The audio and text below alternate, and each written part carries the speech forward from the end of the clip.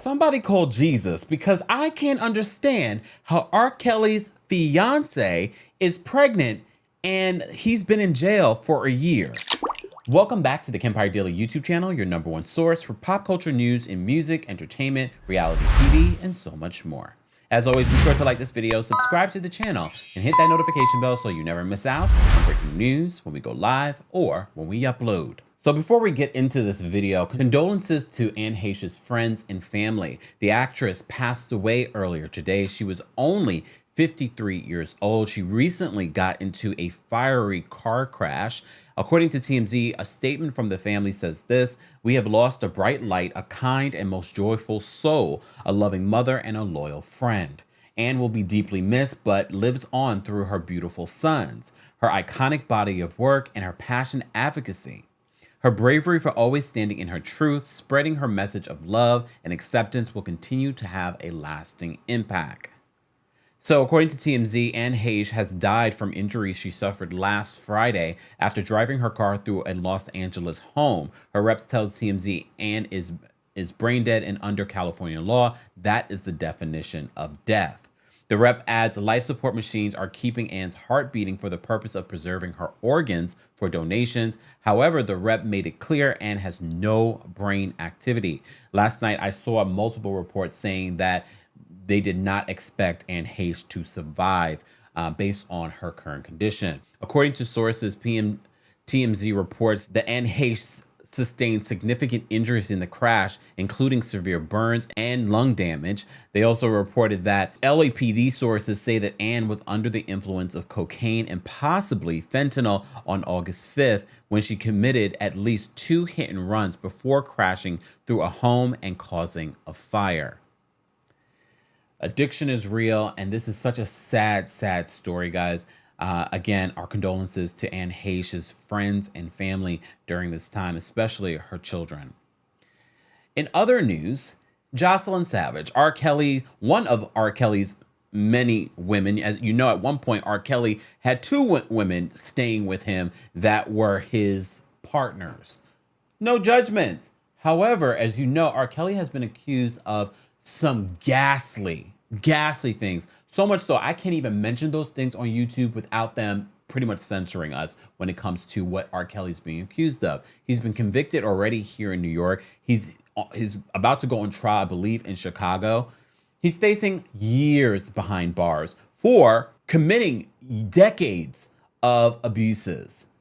However, this new report came out today in regards to Joycelyn Savage. Joycelyn Savage, as you know, was one of the women that was in that infamous, at this point, Gayle King interview that R. Kelly did. Well, not only is she his fiance now, she's claiming in her book that she is several months pregnant.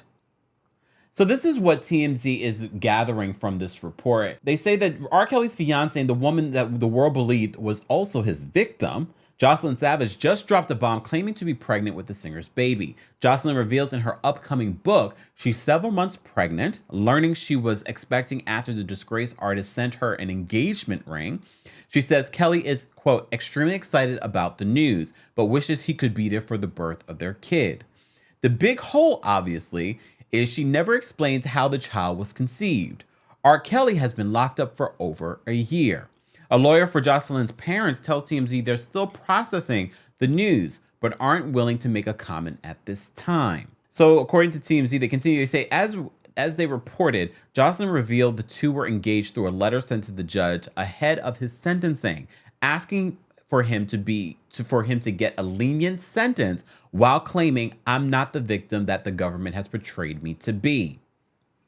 So I have to read this letter to you because I'm just dumbfounded by this. So she wrote this letter on June 13th, 2022, saying, "Dear Honorable Judge Ann Donnelly, thank you for the opportunity to share my experience with Robert Kelly. My name is Joycelyn Savage and I'm Robert Kelly's fiance. I'm writing this letter in support of Robert in advance of his sentencing, so I can explain to the court that I'm not the victim that the government has portrayed me to be. My relationship with Robert is amazing. He's the best thing that ever happened to me. We have a very special connection and are deeply in love. I still support Robert to this day because I love him and will always be here to support him. Robert is not the monster that the government has described him to be. The Robert I know is very sweet, gentle, and kind. At the end of the day, he has always made sure that I'm taken care of, and any other women that he was with as well. Robert's an all-around incredible person. He loves his music and is very passionate about that. He's positive, outgoing, and very generous. He always takes any opportunity he can to help those in need. He's very determined and focused on his goals, and the things that have been said about him with me and other women being held against our will is absolutely untrue. It's the complete opposite of who he is and what my relationship is like with Robert. Robert and I are deeply in love, and it breaks my heart that the government has created a narrative that I'm a victim. I'm a grown woman and can speak for myself, which is why I wanted to provide this letter to the court. I respectfully ask the court to take my words into consideration when sentencing Robert. He is a great man with a great heart and deserves to be home with his loved ones who are ready to support him. Thank you for reading this letter, Joycelyn Savage. Here's the thing. This letter did not move me in the least bit in regards to what she's saying. And I'm sure judges get letters like this all the time. To me, it's like they got a template. The lawyer was like, this is the letter that we've written for you that we're going to give to the judge.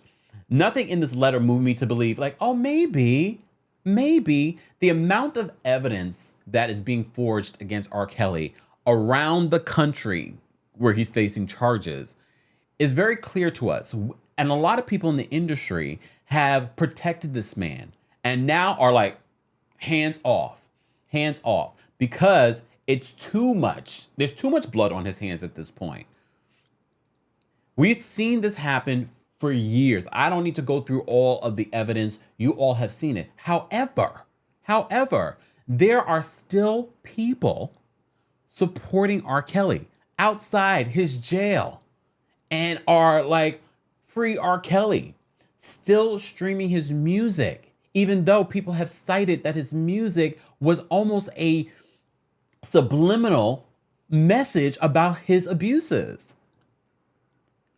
Along with that, I just recently read a story where they were saying that people have been putting money, fans have been putting money on his books in jail.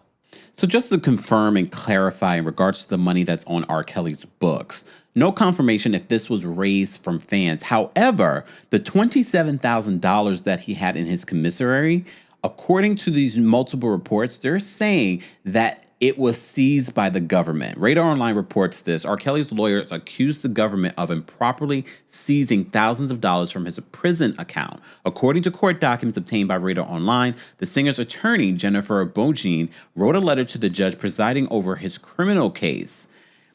As Radar Online previously reported earlier this month, New York prosecutors went to court informing the judge they seized $27,000 from Kelly's prison account.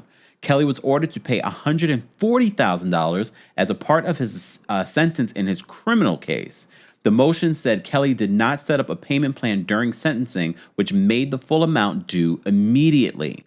To date, Kelly has not paid any portion of the fines imposed by the court and still owes the entire $140,900, the letter said. Prosecutors explained Kelly had amassed nearly $30,000 in his inmate trust account over the course of the last 3 years. The government said it took $27,000, which left R. Kelly with only $500. I mean, not alone just from the music, he's still making money from his music because it's still being streamed multiple places.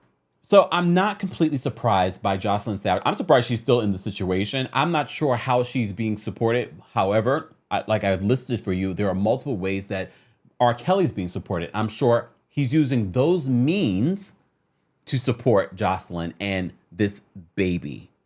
Look, there are multiple ways for a woman to get pregnant. I don't know if maybe R. Kelly had his situation, his sperm frozen somewhere. I don't know. Because I know she's the fiancé. I don't believe he was allowed to have conjugal visits. I don't know how that works. I don't know anyone in prison. Okay, I've never had to visit anyone in prison. I don't know how that works. You know, we love to play like we're lawyers on here, but I don't know. Somebody call a lawyer. How does that work? But like TMZ's reporting, they're like, well, he's been in jail for a year. How did this happen? That's the big question. That's the only reason why I'm even doing the story, because I'm like, what in the Immaculate Conception? Woo, there's a lot going on. R. Kelly's story continues to be a sad one, especially for his victims. And it seems as if Joycelyn Savage, although she doesn't refer to herself as a victim, the amount of manipulation that must be at work here, I can't even imagine. However, based on what R. Kelly has been accused of for decades, at this point when he met Joycelyn Savage, he was a master of manipulation. Guys, I want to know your reaction to all of this. Let's continue that conversation below. As always, be sure to like this video, subscribe to the channel, and hit that notification bell so you never miss out on breaking news when we go live or when we upload. Thanks for watching.